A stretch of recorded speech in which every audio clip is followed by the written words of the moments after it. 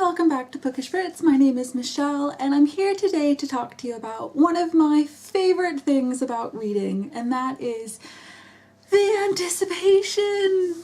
Sort of nervous, excited feeling that I get about reading. Now this came up because last night I just started this great book. It's called Urban Legends by Helen Grant. This is the third book in a trilogy. And it's so tense and thrilling that something happens like 30-40 pages into the book, and it was something very unexpected, something that I didn't really want, and instead of carrying on reading, I put the book down for a bit, just to hold on to that nervous, excited feeling for a bit, and then I went back into it and it was just as exciting, and I find that I do that a lot. I find that I put books down and I just let the anticipation of reading that book and reading that scene and finding out how things go to just roll over me and let that sit with me for a little while. And of course I do that with all sorts of different things. I've been getting quite a few books in to the house for review lately, and they're all books that I'm super excited about, but I can't read them just yet because I feel like I need to hold on just for a little bit. And sometimes this can only last for hours, sometimes it can last for days, weeks, months, but very rarely years, because I am genuinely excited about these books.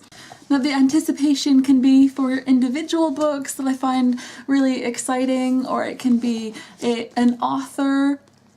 I really loved Non Pratt's first book, Trouble, and I cannot wait to read what Remix is going to be like, and I love holding on to that anticipation. What is it going to be like?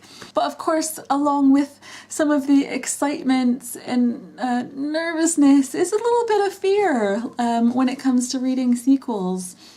This book is, like I said, the third book in a trilogy. It's a series of books about two main characters who have been dealing with serial killers, and I feel really scared at the moment that I'm going to continue reading this book and something really bad is going to happen to one of the two main characters, and just that not knowing is keeping me going right now. It isn't just with tense thriller type books that I find myself putting the book down and letting those feelings sink in. I find that happening quite often in a romance story in which the build up between these two characters builds and builds until finally you can feel that there is a climax coming here. They're gonna get together, they're gonna kiss, they're gonna do something, and I find sometimes that excitement, especially when I've really committed to this relationship, to these two characters, that I find that sometimes it can be a bit too much. And I recently felt that with Simon versus the Homo Sapiens Agenda by Becky Albertalli. Loved that book. I thought the romance between Simon and Blue was so sweet and adorable and heartfelt that when the idea of Simon and Blue meeting, oh, it was too much. I did have to put my Kindle down for a little bit and just take a step back, let myself calm down slightly before going back into it. But I really feel like anticipation is one of the most wonderful feelings that comes with being a lover of books.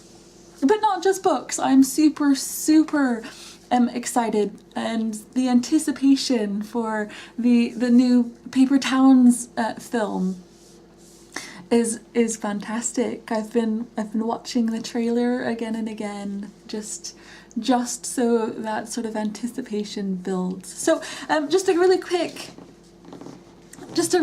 video today about anticipation I'd love to hear if how you feel about tense situations, about the build-up and romances. Are there any books or films that you're super about, that the anticipation is just building and building? Do let me know. Thank you so much for watching, and I will see you next time.